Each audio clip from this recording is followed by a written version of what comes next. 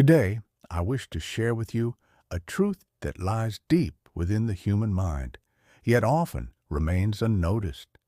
As Freud, this is a subject I have pondered and analyzed for years. The nature of free will. So truly, is the mind under our control, or are we merely puppets of the complex forces hidden within our unconscious? First, I must emphasize that the human mind consists of three fundamental layers: the conscious, the preconscious, and the unconscious. The conscious represents the realm we are aware of and control. Yet, the true ruler is the unconscious. Here lie repressed feelings, desires, and fears. These hidden forces guide our lives without our awareness. At this point, our defense mechanisms come into play.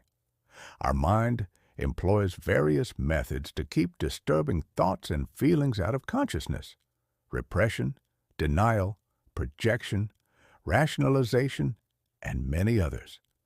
These are the strings that protect us from internal conflicts, yet simultaneously prevent us from confronting reality. Our drives, especially the libidinal energies, form the foundation of our behavior. Our sexual and aggressive instincts, when not repressed, can cause destructive outcomes in our personality. Hence, there is a constant battle within the self, controlled and directed by the unconscious. Carl Jung's concept of the collective unconscious, differing from the individual unconscious, encompasses the shared archetypes and patterns of humanity. This enriches our individual psychology with universal symbols and myths.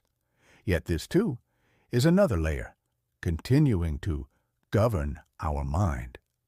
Behaviorists such as B.F. Skinner and Ivan Pavlov argue that our behaviors are shaped by environmental stimuli and conditioning. According to them, free will is merely the conscious awareness of these conditions. True control lies in our environment's influence.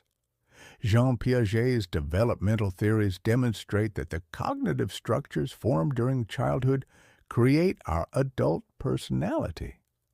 Although this gives us a sense of free will, many behavioral patterns are in fact shaped by childhood experiences. William James's concept of the self is multilayered. The individual self includes social selves, material self, and spiritual self. Within these complex structures, the place of true free will remains debatable. Social roles and expectations limit the individual's range of action. Now, I ask you, how much do you believe free will truly influences your mind? Are your choices and decisions really yours, or are there invisible forces affecting and directing them? The answer to this question is hidden in the internal conflicts we face throughout life. For we are complex beings who fight both individual drives and societal norms. While this battle rages behind the curtains of our mind, free will may merely be an illusion. In Freud's psychoanalysis, the therapeutic process occurs when a person discovers their unconscious and confronts repressed emotions. However, this process is difficult, for defense mechanisms resist breaking down. Humans avoid facing truths that disturb their comfort. Thus, understanding that free will is an illusion may be the first step toward freedom.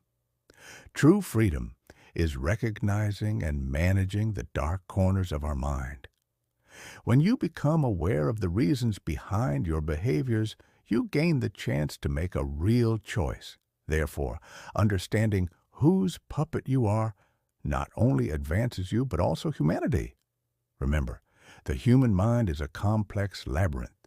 Different powers reign in every corner. Without awareness of these powers, speaking of freedom is impossible. Finally, I invite you on a journey into this unknown. Be ready to discover the true architect of your mind. For there, beyond free will, you will meet the forces that truly govern you.